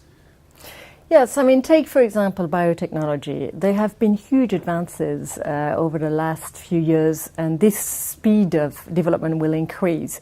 But there are real challenges as regard, for example, waste management that may not be part of what the scientist himself will think about doing. So the Centres of Excellence projects are really there to create a greater awareness of the threats and establish better procedures for safe management of the research.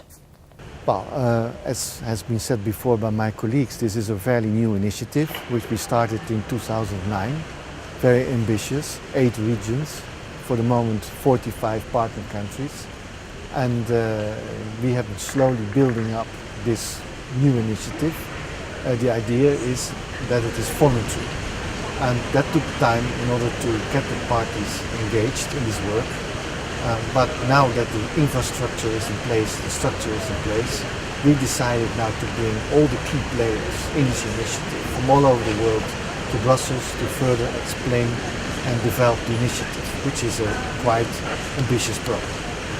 So, for people who do not know, remind us what a focal point is. The focal point is the center, it's the key part in an organization in the state dealing with these issues of fight against hazardous materials. They are really the key, that's the center. So in case of emergencies, in case of disasters coming up, they are the one who needs to do the business and to do the work. That's why we have invited them to come to Brussels, because they are the key drivers in the program. Well, Centers of Excellence is basically a very loose concept, but it is a concept of a network whereby countries, partners exchange with them best practices on how to fight against this criminal or also these accidental accidents that are taking place. So it is another word for a network, a group of people, of experts meeting together and if possible also develop gaps and solutions. You know, the whole key element of this program is that we are facilitators and want to have the countries to work together on very sensitive issues, namely to fight against the risk of these hazardous materials. That's what we're trying to do. What we're trying to do is, first of all, which for us in the European Union I think is fairly common, is when we have a problem, is to talk to our neighbors and to see on a regional basis or even on an EU basis to find common solutions and to work together. The network that we are establishing is just exactly promoting that in the countries where it is still very difficult in some cases to do so, also because of the fact that these subjects are quite sensitive. In order to promote that, let's say, regional cooperation, because the problems can only be solved at a regional basis, we have put together a number of tools, a number of instruments, a number of easy methods for them to work together. And one of them is that we have developed a scan, a film, a possibility to take a photo of a running film in which they can see what are the gaps, what are the needs for the fight against these risks. And that is what we are paying so much attention to, this scan, to this self-assessment for those countries to see where are the weaknesses and strengths in the fight against these threats. We should not make people worry undoubtedly or unnecessarily. This is basically a preventive approach, what we're doing. It's even a conflict prevention approach, I would say. It is to see that the countries work together in case and are ready in case of an emergency or a catastrophe. And it would be very wrong if the moment there is a disaster that then all the emergency services need to find the telephone number of their colleagues on the other side of the border.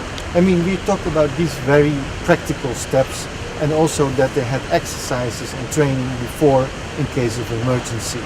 And so this is what we're doing. Yes, I mean, it's a matter of exchanging best practices. We had just a demonstration from the Belgian authorities, which was very interesting, so that the people can see with their own ears and eyes what is being done here, and hopefully it also will be done elsewhere. But as the next step is really that we now leave the paper phase. All the documents are in place, the tools are there, and that really now on practical issues the countries start to work together to train and to be prepared for a case of emergency or threat. Of course, the question is, people will be asking, why did the EU get involved with this? Well, the EU has a similar program among the 28 member states now. It's that we work together in the fight against these threats, risks, emergency preparedness. And we felt compelling that we start to mirror those actions in other countries outside the European Union.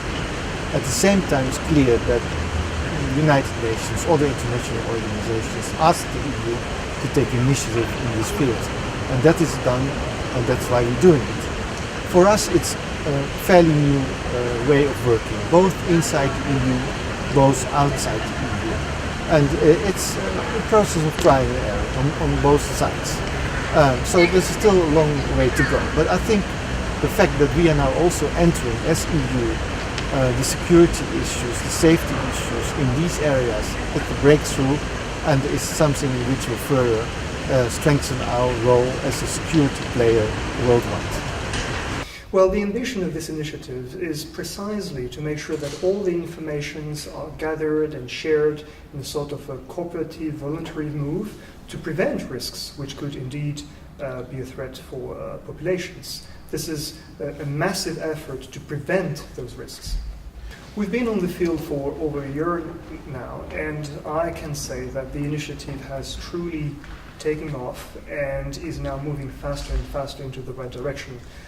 More countries are getting on board, national focal points are being appointed, national teams are formed, and these people are engaging into activities, drills, exercises on the field, building their national action plans. All of that is moving into the right direction. Tell us first of all about the governance team, what it is. Okay, the governance team gathers 3 sets of expertise. First of all, management and conflict prevention brought by ESSEC Business School. Number 2, CBRN technical expertise brought by a partner ENCO in Vienna, and then expertise brought by the Académie Diplomatique Internationale in the position to understand and analyze local political contexts. Well, it's great to gather here in Brussels, in the European capital, all the national focal points who are the true engines of this global initiative. The national focal points have been nominated by their countries, and they have this extremely important responsibility to motivate national teams in each of the 40-something countries involved in this initiative. The initiative itself, as we hear, that started at 2010, and already we see about 8 centers all over the world, from the Atlantic shores to the Southeast Asia, and from the North Caucasus until South Africa. So I am the Secretary General of this national authority and the focal point for Saudi Arabia with such groups and meetings. As you know, in our global village today, what is important for each body is important for everybody. So yes, we have some specific risks in our region, in GCC. As you know, it's industrialized. We have petrochemical industry, very intensive industry. It is also, we suffer from instability in the region, in the Middle East in general, as you see in Syria and other countries. Also, we have the risk, as you hear always, of for example, the Iranian nuclear plant in Bushehr, which is on the Gulf shores, a real risk to the Gulf region and to our countries. 200 kilometers from our population and from our cities, 250 kilometers. What are you yourself hoping to gain from coming to this conference? To develop and improve our cooperation with the European Union, gaining expertise, forming our experts, and enforcing cooperation in general with the European Union in the fields of CBRN. Chemical, biological, radiological, and the nuclear fields. What brings you particularly to this conference? What are you hoping to get out of it?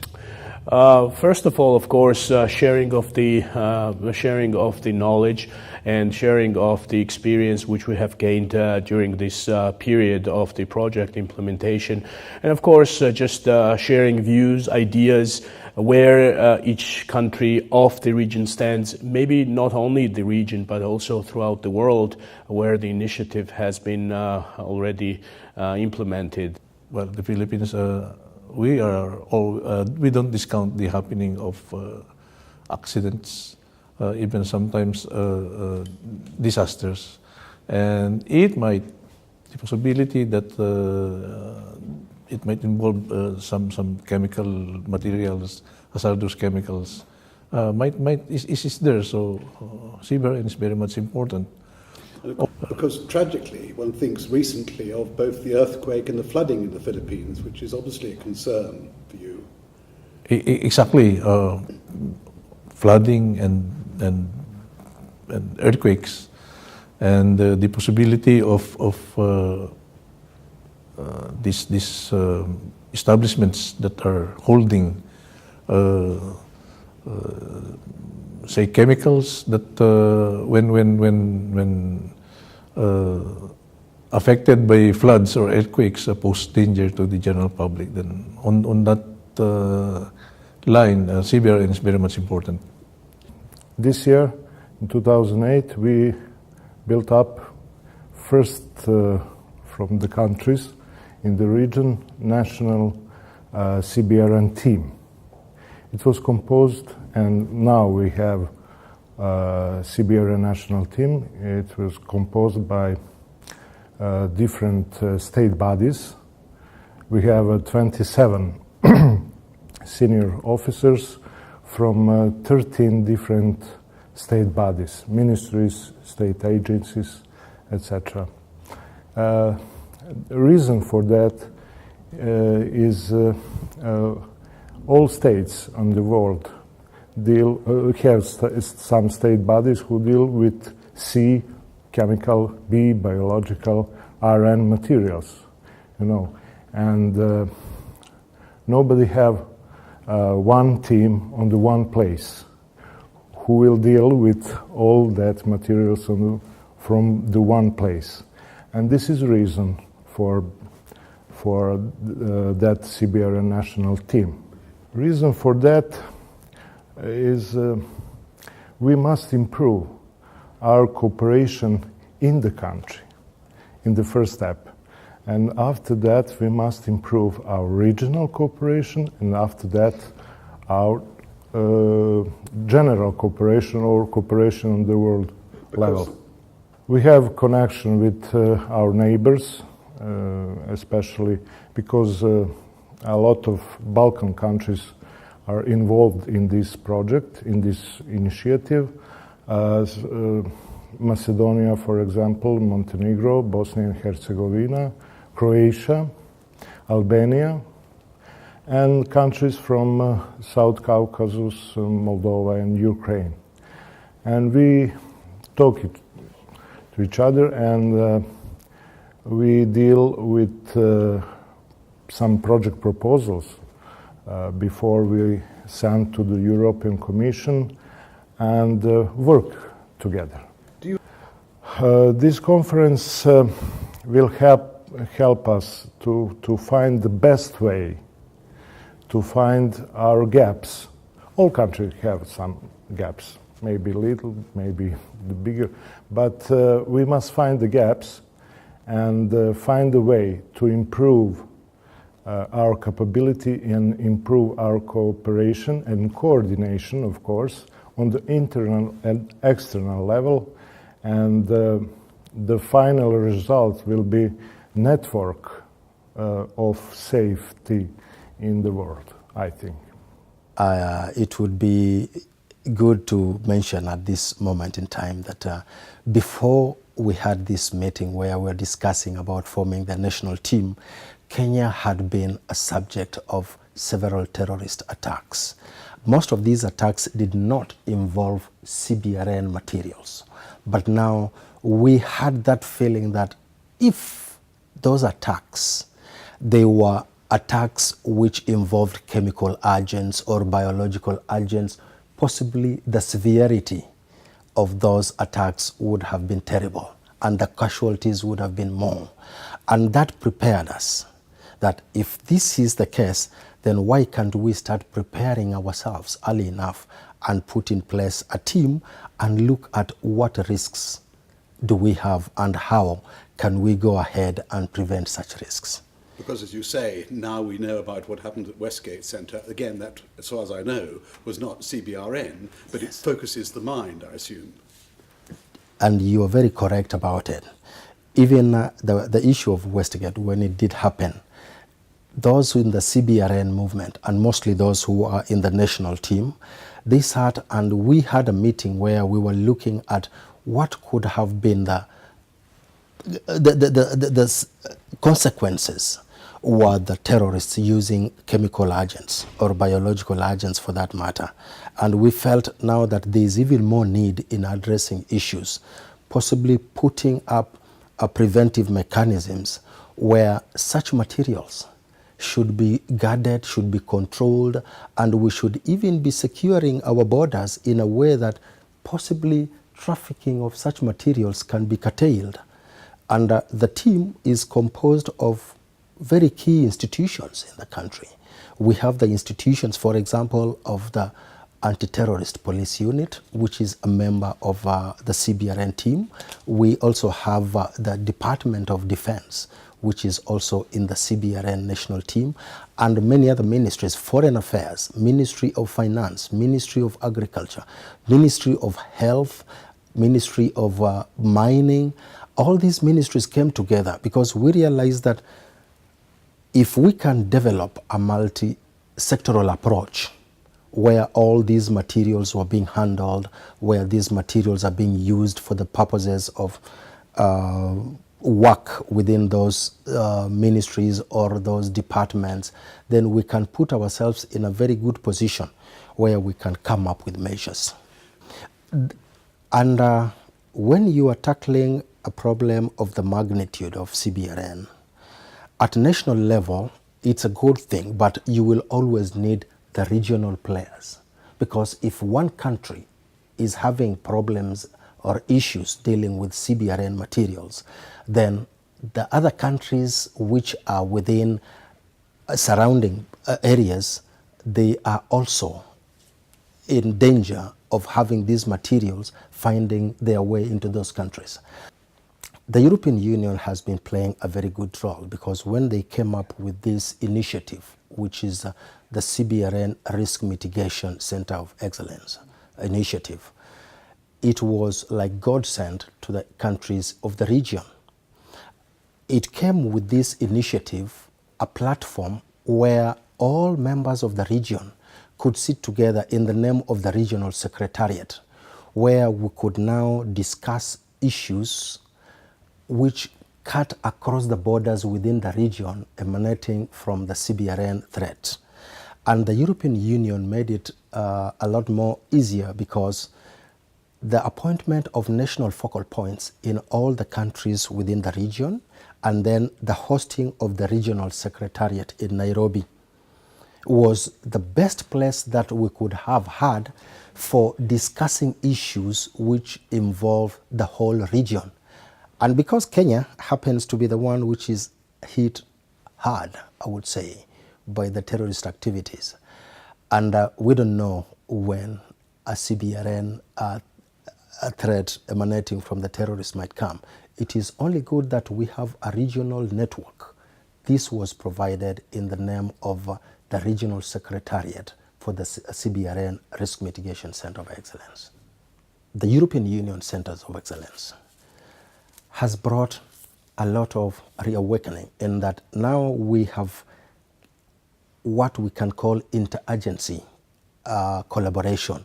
There's a lot of coordination because we sit together in the national team, multidisciplinary, those who come from the chemical, biological, R&N, security arms of the government, legal arm of the government.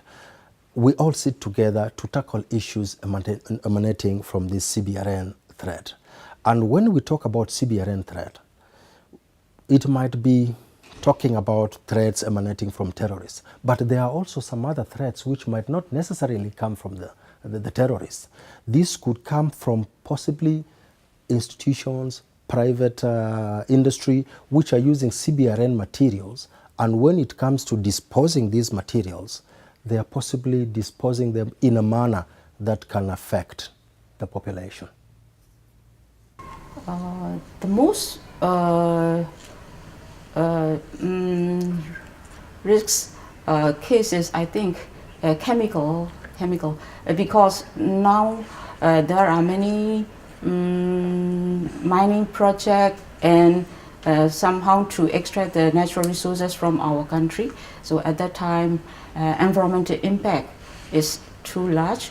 So most of the environmental impact are related to the chemical substances, I think. So it's now it's one of the popular case in our country, I think. The most interesting thing is today demonstration program. I like very much because I'm a technologist, so I can learn a lot. How to take the sample for chemical or biological waste, and then so many. How to detect the nuclear, radiological active material or something like that. I can learn a lot. I'm very interested in that program, and not only that program, but also I like they give so many information from the UNICRI or EU member, so I like very much. Our country is the developing country, so we need we have lack of the lab facility and lack of the human resource and so many. So if the European Union can help our country, I'm very glad. I'm very pleasure for your work, I think. And basically now, when I'm going back to Seychelles, it is now that we're going to constitute our national team. But the thing with Seychelles is that although we are very small, is that I think we've got many structures in place. So it's basically getting these structures to network and to build up a team. It will not be something difficult because we've got everybody in place. But what I'm saying is that Seychelles, we are a peace-loving nation, and anything which contributes to peace and security in the world will be part and party to this initiative. Yes, it is very useful because the good thing is that we used to cooperate amongst ourselves. You know, I mean, East Africa, we are part of COMESA, we're part of SADC, so we used to work with countries like Kenya, like Tanzania, like Zambia. So it's just another project, you know, to be part of this regional integration. It is very important because first of all, you've got the expertise, you've got and then you're really backing up this initiative, and then Europe is really a country which knew the devastation of wars, you know, and now you really want to insist that peace building is very important to you. And I think that by the look of it, you know, when you see that people are investing so much in terms of time, in terms of energy into this, because you know that the world will be much safer if this CBRN initiative is taken very seriously by other countries. And since you have the expertise, since you have, I would say, even the energy, the money which goes with it, it is very important that you are taking the lead on this initiative. Well, besides the session whereby we discussed projects, things which was very useful, I would say that the good thing with this initiative is that it is very pragmatic. It is focused on issues. It is, forward-looking. It is problem-solving. But then they brought in two components, which was there was a presentation by Professor Colson on the way decision is taken, and you could see that he was bringing some scientific argument, which was very useful for us because, you know, we believe that all science-based countries are the countries which have made progress. So if we could incorporate scientific findings in our work, we will go much faster. And then there was the last presentation by the Belgian government, whereby they would which was followed by two exhibitions, where they showed us the work they were doing. So for us, it was a good combination of information giving and what they are actually doing. Au début, c'était très difficile parce que, vous savez, les gens sont habitués à faire quelque chose. Et ils croient qu'ils le font bien et ils s'en sont appropriés. Et maintenant, quand vous leur demandez de venir et d'être ensemble, dans un premier temps, il y a des réticences parce qu'ils croient qu'on vient leur arracher quelque chose qui leur appartenait. Voilà. Alors, ce qui avait justifié la difficulté du début, comme tout commencement est difficile, mais avec un lobbying, les explications, les contacts, ils ont compris la nécessité de travailler ensemble. Et quand on travaille ensemble, on produit des résultats efficaces. Good morning, ladies and gentlemen. And it's a huge pleasure and honor for me to open this conference and be with you today. I really want to thank all of you for traveling, many of you from very far away, to be with us for this conference, which marks a critical point in the initiative that we are all collectively part of. As you know, the Centres of Excellence is an initiative of the EU funded under the Instrument for Stability. It's a very ambitious initiative. It aims at really creating a culture of bottom-up identifications of risks and threats and opportunities to work regionally towards addressing those threats. And it is very important for us that we use the opportunity of this first conference to hear from all of you about your experiences of how the initiative is working. Concerns regarding Fukushima remain, and as we were all reminded over the summer, the horror of the chemical weapons attack in Ghouta has led to unprecedented cooperation to try and eliminate chemical weapons from Syria. I think what we're seeing occur in that context is a genuine new momentum to recognize the need to address such threats. Our shared goal is that were there to be another Chernobyl, another Fukushima, or another Bhopal to occur in any of your regions, key aspects necessary for a regional response would be in place. One thing that I think we can all agree upon is that the pace of technological change everywhere around the world is ever fastening. For example, developments in biotechnology or gene sequencing or modification of viruses offer huge opportunities in the medical and other fields. The internet also offers huge benefits in sharing new knowledge, and of course in the biological, chemical and nuclear spheres, this is true as in any other sphere. Those with good intent can benefit, but equally those with harmful intent are also better placed than ever to access such knowledge. The internet does not just disseminate new information, it also disseminates the old one. The technologies used in Iraq and in Syria date back from previous wars. But what used to be highly secret is now fairly easily available on the internet. This is one of the many reasons why I attach a lot of importance to the concept of the Centres of Excellence.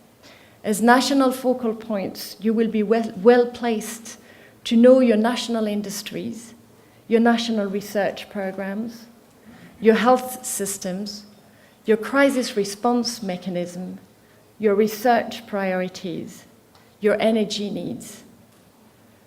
With pleasure that the implementation of various projects covers a wide range of areas such as CBRN legal frameworks, illicit trafficking, border control, import-export, first response, crisis management, chemical and biological hazardous materials and wastes. We have now 4 of the centres that have been open and 35 projects that have been initiated, and more is to come.